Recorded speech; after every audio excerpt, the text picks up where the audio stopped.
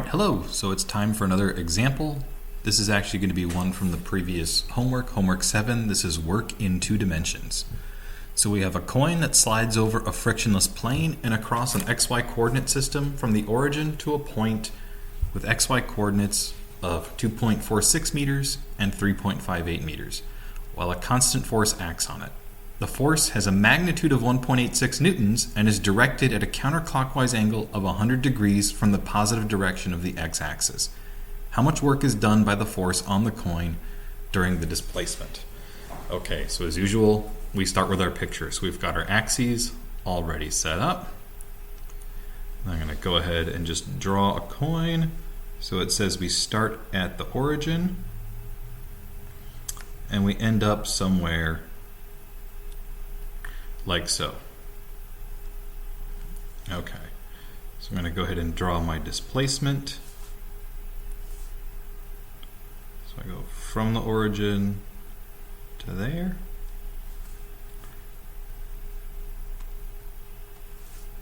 So that's my displacement.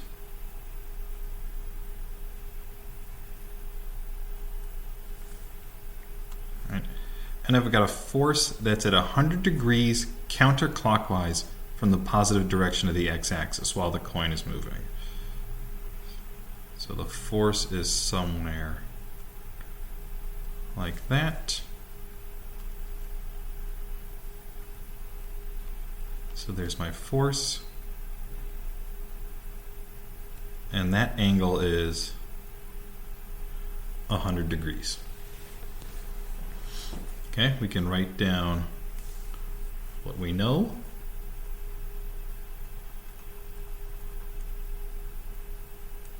So we know a couple of things. I know the size of the force that's acting on the object. In my case, it's 1.86 newtons. I know the final coordinates of the object. Should have left myself more space. So I got 2.46 meters and 3.58 meters. Okay, I can also find the total displacement. Alright, so the distance that the object went is going to be the square root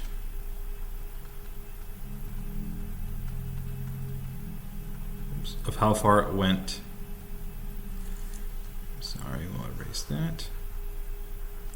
So it'll be the square root of the squares of how far it went in each direction.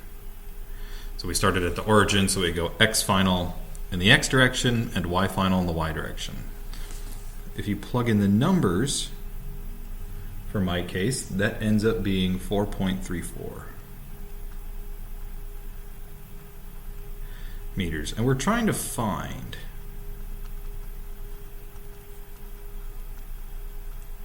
the work done by that force. So we remember what the work done by a force is equal to. It's equal to the size of the force. We have that. That's our 1.86 newtons. Times the size of the displacement that the force goes through. We have that. That's our 4.34 meters because the force stays with the coin as it goes through that 4.34 meters. And then I need to multiply by the cosine of the angle between those two vectors. So in this picture, theta is that angle, right? The one between F and R.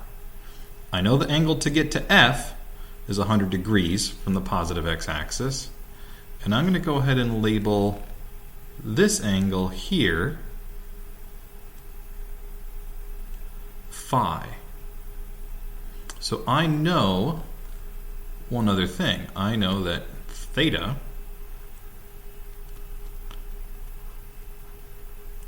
is 100 degrees minus phi. To find phi, we can use the fact that I know that the object went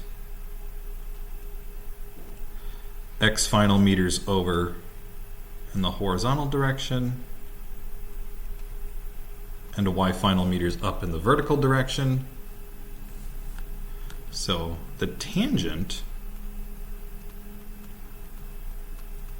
of phi is the opposite over the adjacent.